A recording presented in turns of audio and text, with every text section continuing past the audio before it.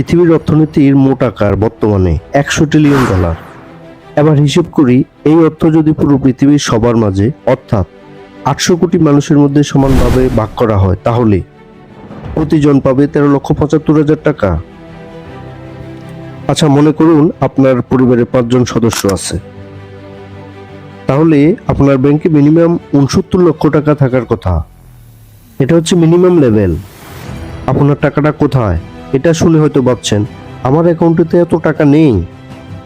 কেন নেই? কারণ এই টাকার বড় একটা অংশ কারো না কারো কাছে অলরেডি চলে গেছে। পৃথিবীর ধনী আর গরিবের পার্থক্য এখানে। বিল গেটস সেই বহু আগে বলেছেন, আপনি গরিব হয়ে জন্মালে সেটা আপনার ভুল নয়, কিন্তু গরিব হয়ে মারা যাওয়া অবশ্যই আপনার ভুল। তিনি আরো এক ধাপ এগিয়ে এটাও বলেছেন, পৃথিবীর সব সম্পদ সবার মাঝে সমানভাবে ভাগ করলে ধনীরা আবার ধনী হয়ে যাবে আর গরিবরা গরিব, কারণ পার্থক্য তাদের চিন্তা ভাবনায়। রবার্ট কিওসাকির রিচ ড্যাড পুয়ার ড্যাড শুধু একটি বই নয়, এটি এমন এক মানসিক বিপ্লব যা আমাদের অর্থ, সাফল্য ও জীবনের প্রতি দৃষ্টিভঙ্গি পাল্টে দিতে পারে। লেখক এখানে 2 বাবার গল্প বলেছেন, একজন ধনী বাবা, অন্যজন গরিব, কিন্তু তাদের আসল পার্থক্য টাকার পরিমাণে নয়, বরং টাকার প্রতি দৃষ্টিভঙ্গিতে। এই বই আমাদের শেখায় কিভাবে আর্থিক শিক্ষা নিয়ে আমরা নিজেদের ভাগ্য গড়তে পারি, আর ভুল মানসিকতা কিভাবে গরিব করে রাখে। আজকের ভিডিওতে আমরা শিখব এই অসাধারণ বইয়ের মূল শিক্ষা ও জীবনের জন্য প্রয়োজনীয় আর্থিক জ্ঞান। তাহলে আর দেরি না করে চলুন শুরু করা যাক। রবার্ট কিওসাকি তার জীবনে 2 বাবার মতো ব্যক্তিত্বের কাছ থেকে অর্থ ও জীবনের শিক্ষা পেয়েছেন। প্রথমজন তার গরিব বাবা, আসলে তার নিজের বাবা। তিনি ছিলেন উচ্চশিক্ষিত, পিএইচডি ডিগ্রিধারী সরকারি চাকরিজীবী, কিন্তু বিনিয়োগ ও ব্যবসায়িক বুদ্ধিমত্তা তেমন দক্ষ ছিলেন না। ধনী বাবা আসলে তার বন্ধু মাইকের বাবা। তিনি ছিলেন একজন সফল ব্যবসায়ী ও বিনিয়োগকারী। একবার রবার্ট তার বাবার কাছ থেকে অর্থ উপার্জনের নিয়ম শিখতে চেয়েছিলেন, কিন্তু তিনি উচ্চশিক্ষিত হয়েও টাকার সঠিক নিয়ম জানতেন না। সেজন্য রবার্টকে তার ধনী বাবা অর্থাৎ মাইকের বাবার কাছে পাঠিয়ে দিলেন। আর মাইকের বাবাও রবার্টকে ভীষণ পছন্দ করতেন ও ছেলের মতো আদর করতেন। রবার্ট ও মাইক একদিন ধনী বাবার কাছে অর্থের নিয়ম শেখার অনুরোধ করেছিলেন।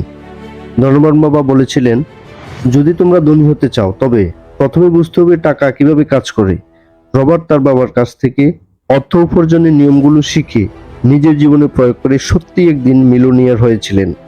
ও রবার্টের গান ভান্ডারের সঞ্চিত অর্থের সকল নিয়ম তার লেখা ইন্টারন্যাশনাল বেস্ট সেলিং বই রিচ ড্যাড পুয়ার ড্যাডে ব্যাখ্যা করেছেন। রবার্ট কিওসাকির উল্লেখিত টাকার বিখ্যাত 5টি নিয়ম আজকে তুলে ধরব। চলুন তাহলে শুরু করা যাক। ধনীরা টাকার জন্য কাজ করে না, বরং অর্থকে তাদের জন্য কাজ করায়। অধিকাংশ মানুষ চাকরির নিরাপত্তা হারানোর ভয় এবং বেশি আয়ের লোভে আজীবন অর্থের পিছনে দৌড়ায়। এই ভয় ও লোভ তাদেরকে এমন এক দুষ্ট চক্রে আটকে রাখে যেখানে তারা মাস শেষে বেতনের অপেক্ষায় থাকে, কিন্তু বেতনের বাইরে অন্য কোনো ইনকামের কথা তারা চিন্তা করতে পারে না। ধনীরা এই ভয় ও লোভকে নিয়ন্ত্রণ করতে শেখে এবং অর্থকে সুযোগ হিসেবে ব্যবহার করে এবং জীবনে আর্থিক স্বাধীনতা অর্জন করে। লেখক আমাদেরকে বাস্তব জীবনে শিক্ষা দিতে চেয়েছেন, চাকরির বাইরে অতিরিক্ত আয়ের উৎস তৈরি করা, আর্থিক শিক্ষা বিনিয়োগ করা, সর্বোপরি প্যাসিভ ইনকাম তৈরি করার দিকে মনোযোগী হওয়া। গরিবরা অর্থের জন্য কাজ করে আর ধনীরা অর্থকে তাদের জন্য কাজ করায়। অর্থের পিছনে না ছুটে অর্থকে নিয়ন্ত্রণ করা ও নিজের জন্য কাজ করানোই প্রকৃত আর্থিক স্বাধীনতার পথ। 2 নাম্বার, শুধু নিজের কাজে মনোযোগ দিন। ধনীরা নিজেদের ব্যবসা নিয়ে ব্যস্ত থাকে, আর গরিব ও মধ্যবিত্ত মানুষ সারা জীবন অন্যের ব্যবসা বড় করতে ব্যস্ত থাকে। গরিব ও মধ্যবিত্ত শ্রেণীর মানুষ একটি চাকরি করে যা তাদেরকে মাস শেষে বেতন এনে দেয়, কিন্তু এই বেতনের টাকা দিয়ে তারা শুধু খরচ মেটায়, যেমন ভাড়া, বিল, খাবার, ঋণ ইত্যাদি। বাস্তবে তারা তাদের নিজের জন্য নয়, বরং তাদের নিয়োগকর্তা, ব্যাংক, সরকার এবং কর্পোরেশনের জন্য কাজ করে। পক্ষান্তরে ধনীরা চাকরি থেকে প্রাপ্ত আয়কে ব্যবহার করে নিজেদের অ্যাসেট বা সম্পদ তৈরি করে, যেমন রিয়েল এস্টেট, ব্যবসা, স্টক, বন্ড ইত্যাদি। ধনীরা জানে চাকরি তাদেরকে ধনী করে না, কিন্তু সম্পদ তৈরি করলে তারা অর্থনৈতিক স্বাধীনতা পাবে। রবার্ট কিওসাকি একটি শক্তিশালী ধারণা তুলে ধরেছেন, তা হলো অ্যাসেট এবং লাইবিলিটি এর মধ্যে পার্থক্য বুঝতে পারা। কোনটা অ্যাসেট আর কোনটা লাইবিলিটি, এটা যদি আপনি বুঝতে পারেন তাহলে আপনি অর্থের শক্তিশালী একটা ধারণা পেয়ে যাবেন। অ্যাসেট যা আমাদের পকেটে টাকা আনে, যেমন ভাড়ার জন্য বাড়ি ও গাড়ি, শেয়ার, বন্ড, বিনিয়োগ ও ব্যবসা ইত্যাদি। লাইবিলিটি যা আমাদের পকেট থেকে টাকা নিয়ে যায়, যেমন বড় বাড়ির জন্য ঋণ, দামি গাড়ি, ক্রেডিট কার্ড ইত্যাদি। ধনীরা সম্পদ কিনে আর গরিব ও মধ্যবিত্ত মানুষ দায় কিনে ফেলে। রবার্ট বলেন, চাকরি করা খারাপ নয়, কিন্তু যদি শুধু বেতনের উপর নির্ভর করো তাহলে সারা জীবন টাকা নিয়ে চিন্তায় থাকতে হবে। বরং তোমাদেরকে শিখতে হবে কিভাবে টাকা কাজ করে, টাকাকে কিভাবে তোমার জন্য কাজ করাতে পারো, কিভাবে ছোট ছোট আয়ের উৎস অর্থাৎ মাল্টিপল ইনকাম সোর্স তৈরি করা যায়। মোট কথা, চাকরিকে শুধু একমাত্র আয়ের উৎস বানিও না, বরং আয় দিয়ে নিজের সম্পদ গড়ে তোলো। অন্যের ব্যবসা নয়, নিজের ব্যবসার দিকে মনোযোগ দাও। আর এই জন্যই রবার্ট অর্থের তৃতীয় নিয়মে বলেছেন, ধনীরা অর্থ তৈরি করে। বন্ধুরা, আমরা প্রায় ভাবি ধনীরা সবসময় বেশি আয় করে বলে ধনী হয়, কিন্তু আসল রহস্য হলো তারা টাকা উপার্জন করে না, বরং অর্থ তৈরি করে। গরিব লোকেরা বিশ্বাস করে টাকা উপার্জন মানে চাকরি করা, বেতন পাওয়া ও খরচ মেটানো, কিন্তু রবার্ট কিওসাকি শিখিয়েছেন টাকার চেয়ে মূল্যবান হলো সুযোগ দেখার চোখ, অর্থাৎ টাকার প্রতি দৃষ্টিভঙ্গি। ধনীরা জানে টাকার অভাব নয়, আসল সমস্যা হলো চিন্তার অভাব। তারা নতুন ব্যবসা শুরু করে, বিনিয়োগ করে বা অন্য সম্পদ গড়ে তুলে আয়ের উৎস তৈরি করে। একজন মধ্যবিত্ত হয়তো ভাবে এটা সম্ভব না, কিন্তু ধনীরা ভাবে কিভাবে সম্ভব করা যায়। আর এখানে পার্থক্য তৈরি হয়। ধনীরা ঝুঁকি নেয়, শিখে, চেষ্টা করে এবং অবশেষে নিজেরাই অর্থ তৈরি করে। যদি আপনি সত্যিকারে ধনী হতে চান, তবে শুধু চাকরি বা বেতনের দিকে তাকাবেন না। নিজের চিন্তা, দক্ষতা ও জ্ঞান ব্যবহার করে নতুন সুযোগ খুঁজুন, বিনিয়োগ করুন এবং নিজের জন্য অর্থ তৈরি করুন। কারণ ধনীরা অর্থের পিছনে দৌড়ায় না, বরং তারা অর্থ তৈরি করে। রবার্টের চতুর্থ নিয়ম, শেখার জন্য কাজ করুন, অর্থের জন্য নয়। আমরা বেশিরভাগ মানুষ কাজ করি টাকার জন্য, কিন্তু রবার্ট বলেছেন শেখার জন্য কাজ করুন, টাকার জন্য নয়।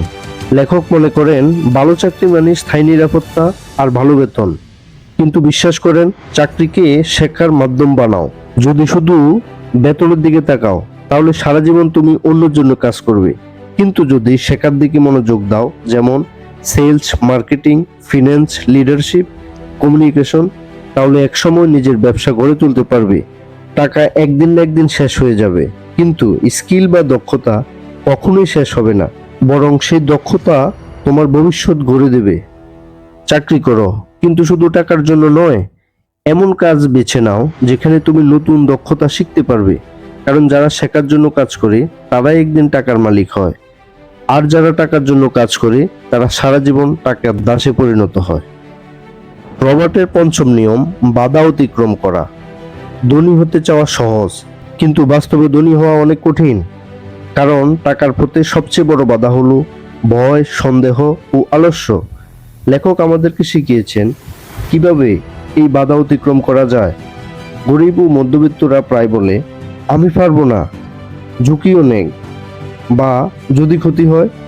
কিন্তু ধনীরা ভয়কে সুযোগে পরিণত করে। কিওসাকি বলেন, টাকার পথে 5টি বাধা আছে। 1 নাম্বার, টাকা হারানোর ভয়। 2 নাম্বার, নিজ ও অন্যের সন্দেহ পিছিয়ে পড়া। 3 নাম্বার, অলসতা, সুযোগ দেখেও কাজ না করা। 4 নাম্বার, খারাপ অভ্যাস, খরচের দাস হওয়া। 5 নাম্বার, অহংকার, শিখতে না চাওয়া। যারা এই মানসিক বাধা অতিক্রম করতে পারে তারাই প্রকৃত ধনী হয়। অর্থাৎ টাকা শুধু জ্ঞানের ফসল নয়, বরং মানসিক শক্তির ফল। অর্থাৎ ধনী হতে হলে প্রথমে নিজের মনের ভয়, সন্দেহ ও অভ্যাসকে জয় করতে হবে।